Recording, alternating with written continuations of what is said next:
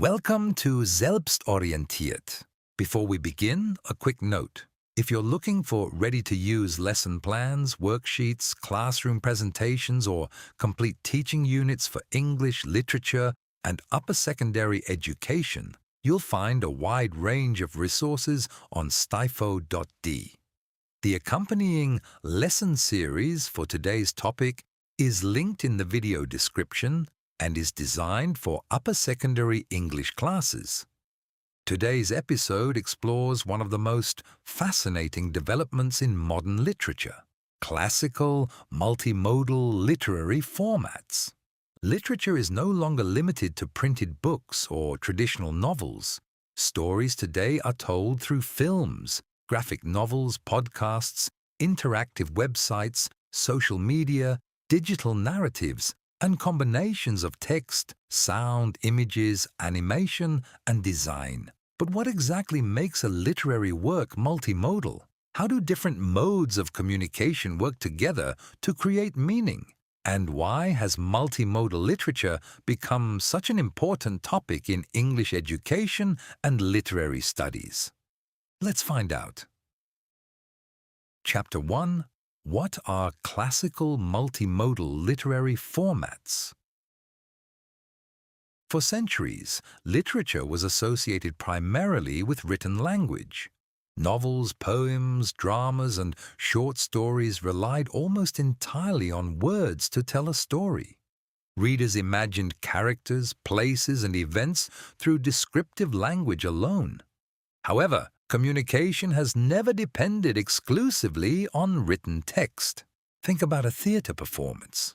Although the script is written, the audience experiences much more than words. Actors use facial expressions, gestures, and movement. Music creates atmosphere. Lighting directs attention. Stage design establishes the setting. Costumes communicate personality and historical context. All these elements work together to create meaning. This is exactly what scholars describe as multimodality. A multimodal text combines two or more different modes of communication. Language is only one of them. Images, sound, color, typography, movement, layout, and even interactive elements all contribute to how meaning is constructed. Instead of asking only, "What does the text say?" we also ask, how do visual, auditory, and spatial elements influence our understanding? This represents a significant shift in literary analysis.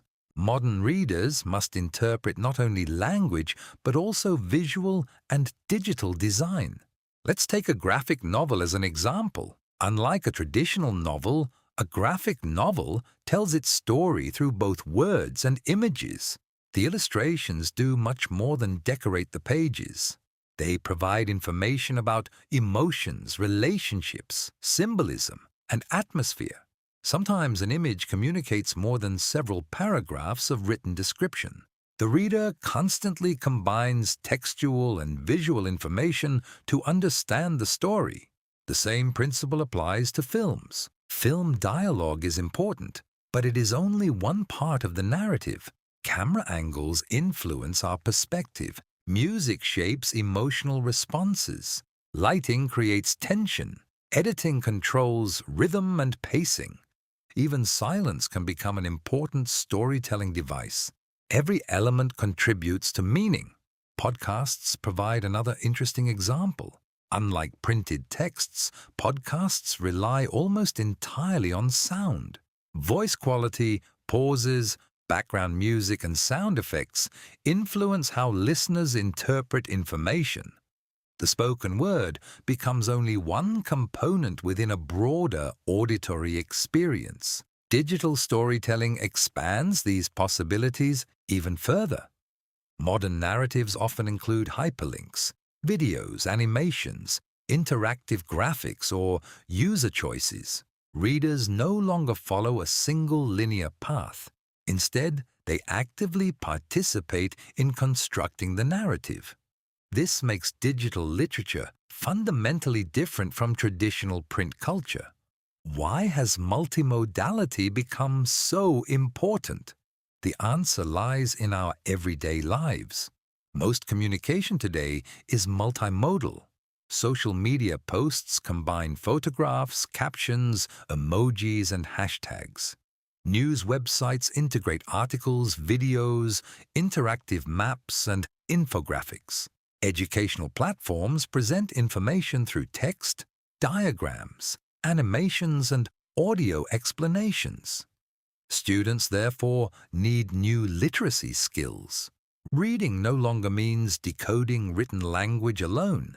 It means understanding how different modes interact to communicate ideas. Educational systems increasingly recognize this development. Modern English curricula encourage students to analyze films, advertisements, documentaries, speeches, websites, and digital narratives alongside traditional literary texts.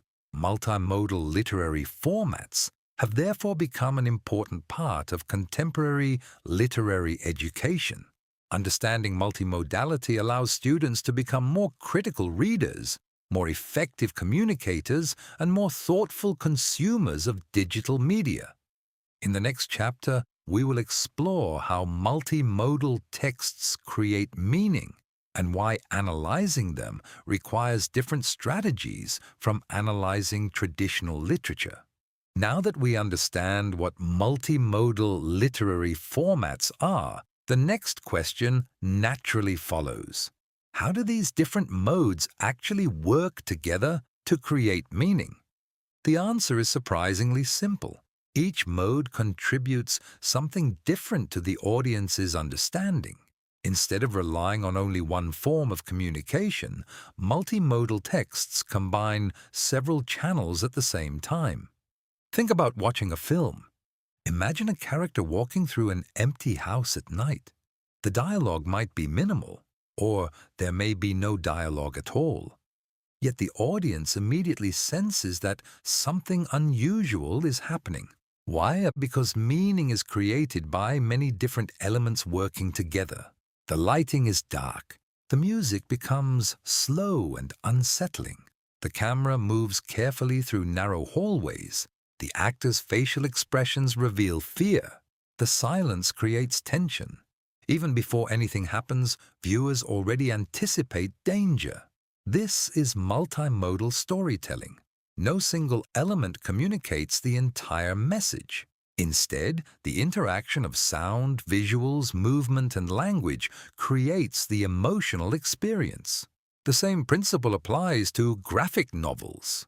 Unlike traditional novels, graphic novels constantly ask readers to interpret two systems simultaneously: the written text and the visual narrative. A single facial expression may completely change how a dialogue is understood.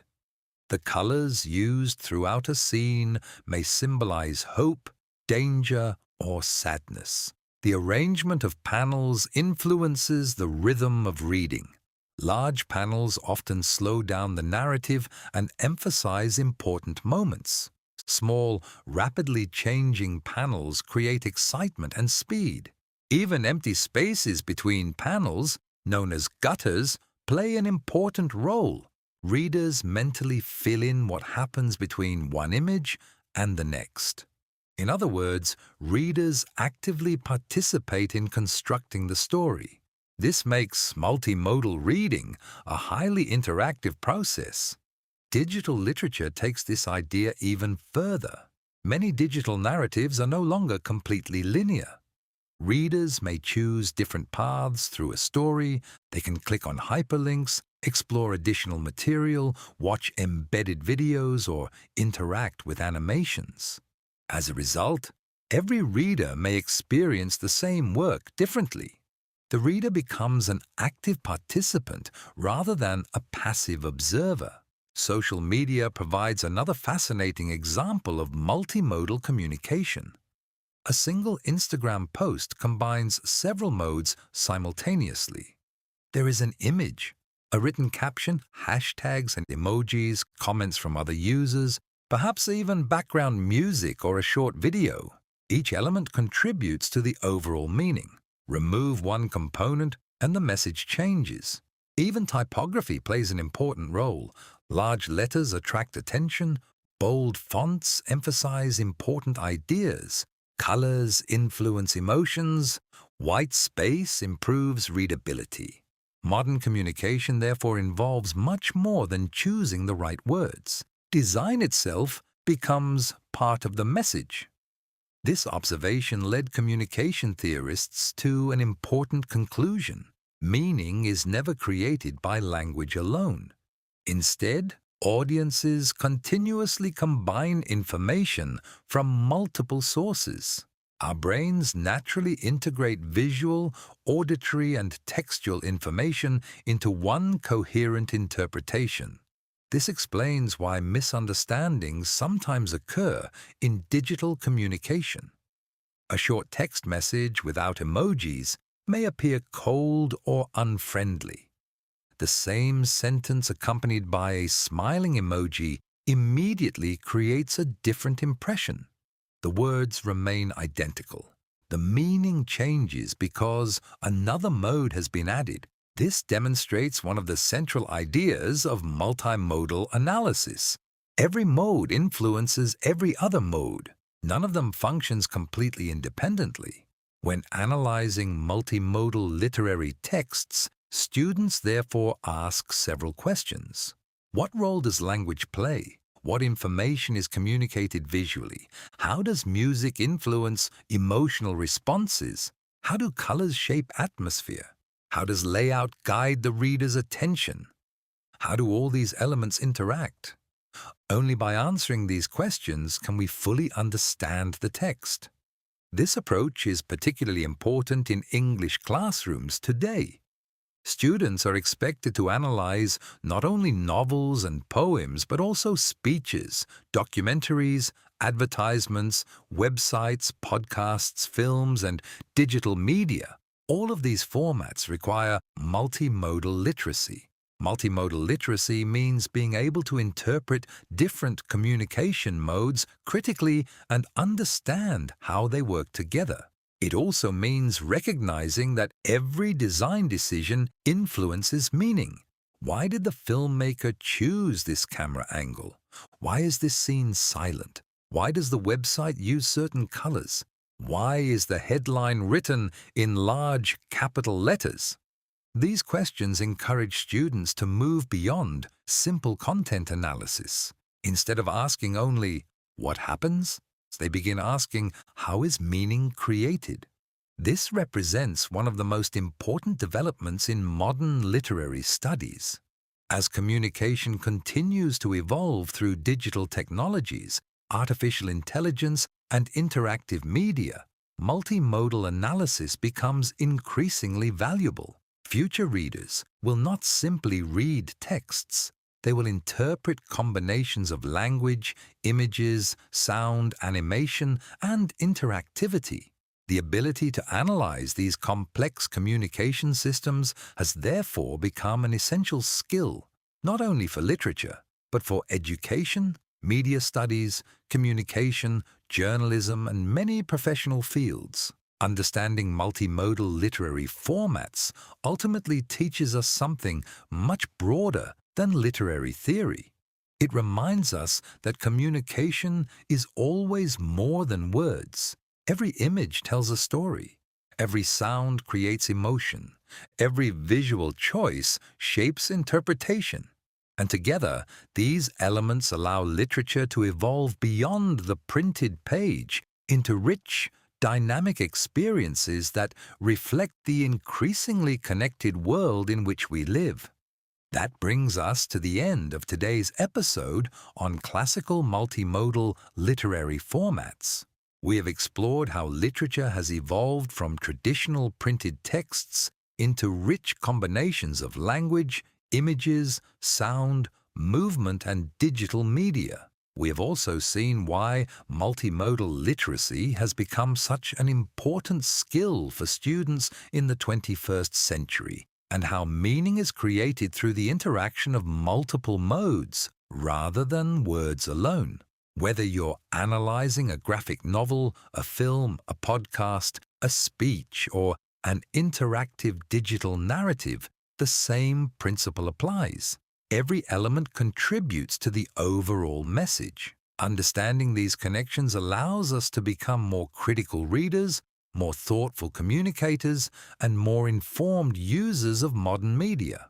If you'd like to explore this topic in greater depth, visit stifo.de, where you'll find complete teaching units, classroom presentations, worksheets, and additional resources for English, upper secondary education, and literature.